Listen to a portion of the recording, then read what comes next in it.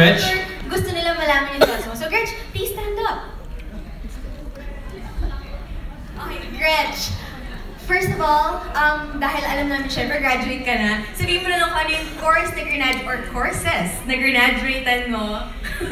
Taray nito yung double major. Okay, 1, 2, 3, go! Hiya naman ako. BS Life. Diyos.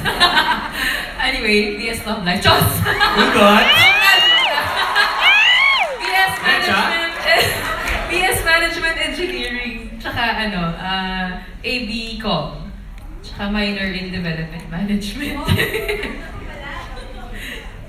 So Gretch, ano ba yung passions in life mo? Because we've been discussing that all morning. So, what's your passions in life?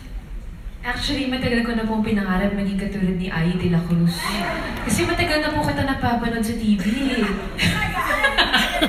And passions in life, well, for one, alam niyo, kilala niyo po ako sa sports. So, volleyball. Tapos ngayon naman po, ngayon na nag-graduate na nga po ako dun sa paglalaro.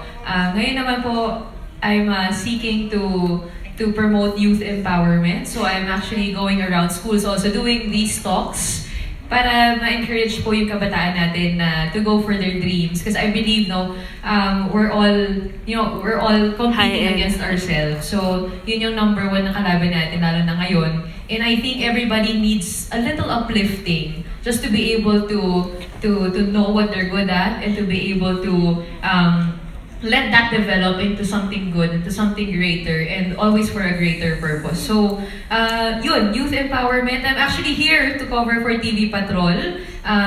Hopefully, magamit po yung medium ng TV Patrol para ma-promote po yung kagalingan po natin mga kabataan. Kasi feeling ko, meron akong pakiramdam na medyo nega po yung attention na binibigay sa millennials. So ngayon, yung advocacy ko is bigyan ng light yung mga ginagawa natin na initiatives katulad po nito. Kasi I feel ko, ang kabataan ngayon, we're very empowered.